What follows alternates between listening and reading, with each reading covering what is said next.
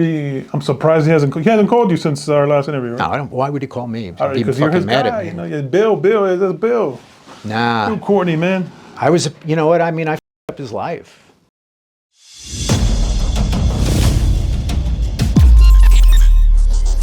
When you found Jack safe, what'd you find in Jack safe? You know, Can you say? I don't remember. We were looking for the gun. Find any money? We did not find money. Okay. I tell you this, it was a beautiful apartment, and it was like he paid a professional decorator to come in. That place was beautiful. High end, like one of those closets that's organized perfectly with all high end stuff. Should have asked him who his designer was. And yeah, we got a locksmith in, and instead of having to bust open the safe, we found out it was the same combination that was set when they sold him the safe. So we got in that way, and I don't remember. There was some pictures in there of him and Tupac together giving the finger. There was the picture of him and President Clinton. There was different. Yeah, sure. There was different, you know, contact, but there was no evidence that we needed in that shooting or anything else. I mean, I think the search warrant was particular to the gun. So, and I don't remember if we got a Fed search warrant or we got a state search warrant, but either way, it didn't prove anything. But, you know, Jack was a classy guy. If you saw it, you wouldn't believe his apartment. It was beautiful.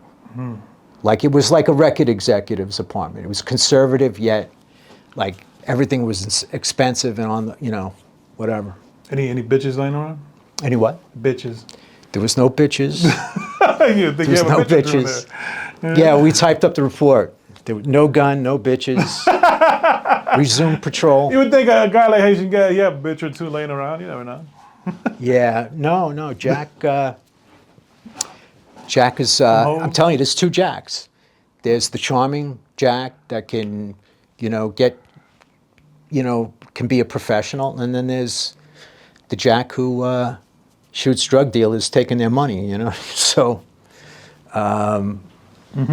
but yeah, Jack should. You got to get Jack on your show, man. Wait, hold on. Go ahead. I don't know if you set me up right now. Hold on. Because I'll give him your address. He'll come to your house.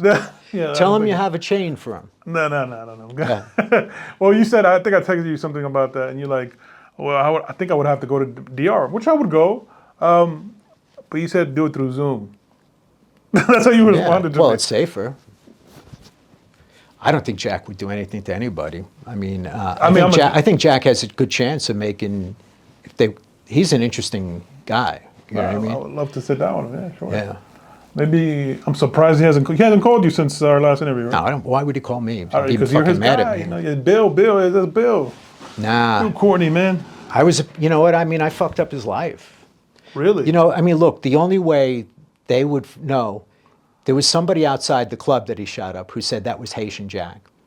And so the LA sheriffs they have no idea who Haitian Jack was. Right. And so they talked to a guy from Major Crimes in passing. He just happened to be passing by, and they go, "Yeah, some guy named Haitian Jack. We think he's from New York. He shot a couple of people in Monroe's."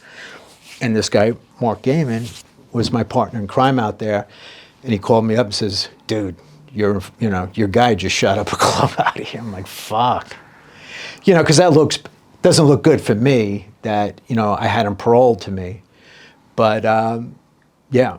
So then I had to trick Jack into coming in. I didn't approach him at first with it because I figured if he did it, and then 2 days later he got a call from me that we got to meet, he'll know, and maybe he'll try to stay in the wind. But if Jack had another month or so, he would have paid off those victims, and it all would have went away.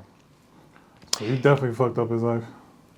Yeah, well, I mean, look, you know, why did he do that? That's the perfect example of Jack being two Jacks.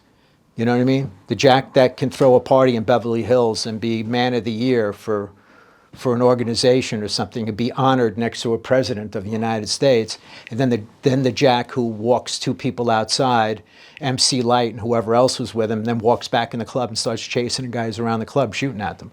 So there's two Jacks, you know, and he never should have been the other Jack that night, and he'd still be around.